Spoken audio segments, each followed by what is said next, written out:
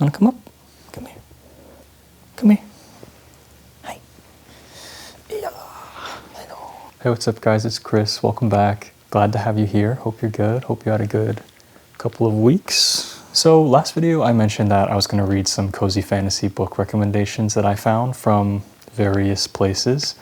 And that's exactly what I did. And I want to talk about them. I didn't read too many, just I think 5. Yeah, I read 5. And some of them were kind of on the short side. So it wasn't a crazy amount of reading, but I want to chat about them and let you know what I thought. And Theo's here to keep me company. So starting off, I read this book that's really popular right now and I've seen it everywhere. I saw it at the bookstore too and I thought it looked interesting, and it's called Legends and Lattes. I actually don't have the physical book for most of these. I read them all on my Kindle. I have been super obsessed with my Kindle lately. It's funny because Benji tried to get me to get a Kindle forever ago and I never got one, and then now I have one and I'm obsessed, so sorry, Benji. So yeah, I read Legends and Lattes. This book is about an orc mercenary who has lived her life slaying big monsters and doing very bloody orc-related tasks. And she's fed up. She wants a new start. And so she decides to open up a coffee shop in a town that has never heard of coffee. And she had heard of coffee in a far-off village, and coffee's kind of a gnome thing, and they had it at that village, and she tried it, and she was like, wow, this is the best thing I've ever had. And so she's like, I'm done. I'm opening a coffee shop. And the book is about her trials and tribulations opening up a coffee shop and her befriending some workers and adding new things to the menu. And the stakes are very low throughout most of it. The stakes are relatively low throughout all of it. Right off the bat, I really loved this book. I was coming off of some heavier spooky books and I wanted something exactly like this, and it gave me exactly what I wanted. When I was younger, I used to play World of Warcraft on my desktop, and this scratched that high fantasy World of Warcraft vibe itch thing. I don't know if that's just because there are orcs and gnomes and fantastical elements, but I really had a good time with this. I like how some of the biggest plot developments are like adding a new thing to the menu or like setting up the sign or things like that. So it's very relaxed, very Hallmark-y, and also kind of a little slow burn moment going on that I loved. I love a good slow burn romance. So yeah, check it out. There's definitely a reason this is popular right now, and I think it will make you want a latte and a cinnamon roll. Also, let me know if you guys want me to kind of rate this on a star scale. I think my first 2 videos I was doing like stars out of 5, but I haven't been doing that and I don't know if I want to. I'm not quite sure how I feel. So let me know if a star rating would help or not. I'm not sure. I'm not going to do it for this video, but we'll see. So the next book I read, I picked up from my library, and it is called A Wizard's Guide to Defensive Baking. The book centers around a 14-year-old wizard who can only use magic to work with dough and pastries and baking and stuff like that. So she's considered a very minor wizard. There are more fantastical wizards in like the wizard army that can summon thunderbolts and fire and things of that nature, but she can only work with dough, which is funny and cute. But the story starts off where our protagonist is gonna open the bakery for the day and she finds a dead body in the bakery. So it starts off a little heavy, but don't get me wrong, this book is beyond unserious. Even as she's finding the dead body, it's very ridiculous. The protagonist is kind of goofy, and a lot of her inner thoughts are lighthearted and joke-oriented throughout all of it, and so I didn't end up actually liking this book until halfway through. I think if you told Chris like a third of the way through the book that I would have ended up actually liking it at the end of the book, I would have thought you were crazy because just so ridiculous throughout a lot of it.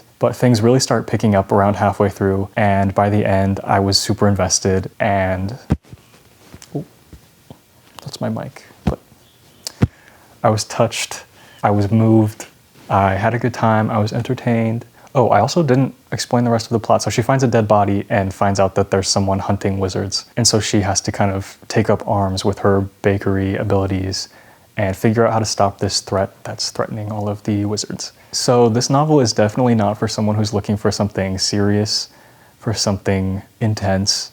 Again, these are all cozy fantasy, so if that's what you're looking for, you're not gonna find it here, I'm sorry. But I think if you go into this book and don't take it too seriously, you'll really enjoy it. I think it was really cute and heartwarming. And overall, I'm glad I read it. I think it was a fun little journey for me. Okay, The third book, you guys. This is my favorite book of the year so far. I got this recommendation from Carrie Can Read, and I was immediately drawn in by the plot summary that she gave, and so I picked it up. I bought it. I didn't even wait for it in the library or anything. It is Emily Wilde's Encyclopedia for Fairies, or of Fairies. Don't even know the title, Chris. It's a long title, you can't blame me. Emily Wilde's Encyclopedia of Fairies. Okay, yes. So this story follows our protagonist, Emily Wilde, who is a professor and studies fairies. And she is compiling the first encyclopedia of all of the fair folk in their world that they know about. But she has one final chapter to write about a species of fairy that is still, they're not sure if it's real because they're known to be very dangerous if they even are real. And so she just needs this final chapter on this elusive and dangerous fairy community. Fairy species? Yes, fairy species. So she travels to this small, secluded fishing island village, that was a mouthful, in the far north to document this species of fairy. And one of Emily's only friends from back home, Emily doesn't really have many friends. I think it's heavily hinted at that she's neurodivergent. But one of the only people that she associates with comes to visit, and he's this handsome, charming professor who loves to kind of make jabs at her, and she's like, ugh, leave me alone, like I'm trying to work. So he shows up to help her in making this final chapter of her encyclopedia. And when I tell you this is my favorite book of the year, there's something about this book that is so my taste. It was very academic in a way, like not saying I'm the most academic person, but it was very intellectual for a kind of fiction fairy book. I was very surprised. There were footnotes, and there was a little slow burn, you know, I love slow burn. And there was some action and some fantasy and some humor. Ooh, easily my favorite book of the year so far. Something about it hit all the right points for me, and I was so upset when I finished it. There is a second book following this book coming out, I think in January 2024, and I simply cannot wait that long. I'm gonna need to fast forward, or else I'll probably die. So yeah, Emily Wilde's Encyclopedia of Fairies. Check it out for me. Do it for me. But also, if you don't like it, it's not my fault. So, okay, the next book, I actually have the physical. It is A Psalm for the Wild Built. I don't know why I held it like that. A Psalm for the Wild Built. And following on the heels of Emily Wilde was a tough act, and this one just didn't compare. I think that Emily Wilde's Encyclopedia of Fairies put me in a reading slump because I didn't want to read anything that wasn't the second of that book. So yeah, A Psalm for the Wild Built took me forever to read, which is funny because it's so short. So this book leans more towards sci-fi, solar punk rather than fantasy, but it's still, I would say, cozy sci-fi. And it takes place on this moon that is far in the future and is highly developed in good ways, very sustainable ways. So a little backstory, the society had advanced very far and they had robots doing a lot of tasks for them. But 100+ years ago, all of the robots decided to leave and go into the wilderness for whatever reason. So the story takes place in the future after all the robots had left and humans learned how to live without them. So our story follows our protagonist, who is a tea monk, and that basically means they travel from city to city in their solar punk wagon and serve tea to people, and people tell them their problems and they give advice the best they can and give them tea, and almost like a tea therapist monk fusion. So our protagonist is named Sibling Dex. So rather than brother or sister, they're non-binary, so they go by sibling, and their name is Dex. So Sibling Dex decides to travel into the wilderness to almost find themselves in a way. They've been craving something more than city life can provide them. They travel off the beaten path into the wilderness and come across a robot who asks them, what do humans need? So that's the basics of the story. I'm sad to say I didn't like it that much. I had a few issues with it. I think I didn't like the main character that much. When the main character comes across the robot, I just thought they were annoying.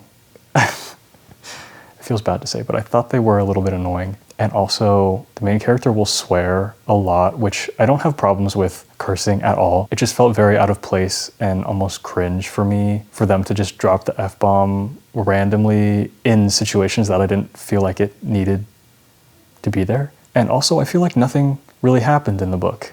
I think things happened, but also nothing happened. I wonder if I would have liked this book more had I read it prior to Emily Wilde's Encyclopedia of Fairies, because I was coming off of a book that I just really, really enjoyed, and this didn't hit the mark for me. But I do know that it's really popular. Chances are you might like it. So if you like philosophical questions and monks and robots and solar punk sci-fi, then this could very well be your book, and more power to you, but not a fave for me. I do also have the second one because Tyler gave me both of them, but I don't think I'll be reading that in the future, but you never know. Maybe I'll pick it up at some point. So yeah, A Psalm for the Wild-Built. And the very last cozy fantasy book I read was called oh my gosh, I need to actually look up the title because I keep getting it incorrect. It's called The Very Secret Society of Irregular Witches. Oh, okay, I always end up skipping a word, adding a word, missing a word, but yes. The Very Secret Society of Irregular Witches. This book follows our protagonist, Mika, who makes what you can assume are TikToks. It doesn't outright say TikTok, but she makes short-form video content on the internet pretending to be a witch. Except she actually is a witch, but she's making it so the audience doesn't think she's actually a witch, but she is, if that makes sense. And Mika meets on the third day of every third month to meet with a group of other witches, but witches in this world are not supposed to be around one another or really have that much communication except for these meetings, because if too many witches are around, then there's a chance that they get exposed or their power mingling in a unfortunate way. So Mika lives a very lonely, solitary life when she gets a message on the social media app pleading for her to go teach these 3 young witches magic. So Mika goes to this beautiful house with these 3 young witches, and at the house is this gay couple who's raising them, along with a grumpy, steely-eyed librarian who smells like pine in the sea. And then there's a housekeeper, and they're all raising the girls together, but none of them are witches, so they need a witch to teach them magic. And Mika's kind of like, but my videos are fake, how'd you know I'm a witch? And you kind of figure things out as she's teaching the girls, and then there's a little slow burn. That's the basics of the plot. It gives me very much House in the Cerulean Sea, if you've read that. I talked about that in one of my earlier videos. But it very much follows that formula, and it was super predictable, but I liked it nonetheless. It kind of felt like being wrapped in this witchy, warm blanket and having a nice cup of tea and with a dog curled on your lap. That's what reading this book felt like to me. It has really great representation, has a really great message, and while you can very much see what's coming, sometimes that's nice to know what's coming and to find comfort in the expected. I'm definitely going to check out the other books by this author because I thought her writing style was very comforting and had some humor. And I know she has another book about witch. Is witch a witch? And I'm kind of in that witchy mood. I don't know. But yeah, check this out if you want a found family, cozy, Hallmark witchy book with lots of tea and a slow burn romance and animals named after witches. So yeah, those are the books. Let me know if you've read any of these or your opinions on any of these. And also let me know any kind of theme or genre for upcoming videos you would like to see. I think it'd be interesting to get your feedback on that front. And I hope you have a good however amount of time it is until the next video. Hope you read some good books and stay safe, and yeah, I'll see you guys.